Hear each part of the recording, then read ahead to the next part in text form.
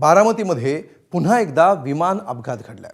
बारामतीमधील विमानतळ परिसरामध्ये एक शिकाऊ विमान लँडिंग करताना जमिनीवर कोसळलं।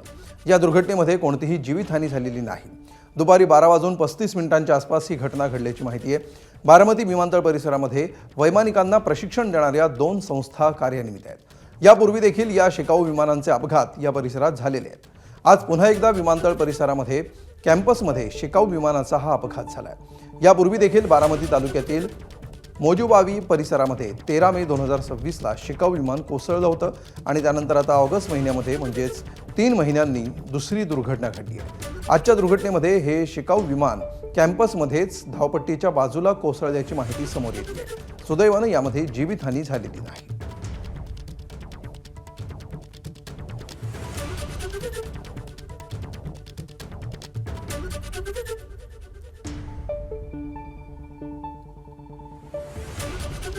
धावपट्टीवर ते विमान असं चाकावर चालत घेऊन जात असताना धावपट्टीवर शेवटच्या भागाला त्या ठिकाणी न थांबता ते घसरले तिन्ही चाकं आणि घसरत एक जस्ट धावपट्टीच्या खाली 25 ते 30 फूट अंतरावर असं खाली गेलेलं आहे आणि जो धावपट्टीच्या खालचा भाग आहे तो गवताळ भाग आहे आणि त्याच्यामध्ये जाऊन ते थांबलेलं आहे। त्याच्यामध्ये कुठं ते असं उड्डाण घेताना किंवा लँड करताना किंवा टेकअप करताना असं काही ते वरून पडलेलं नाही।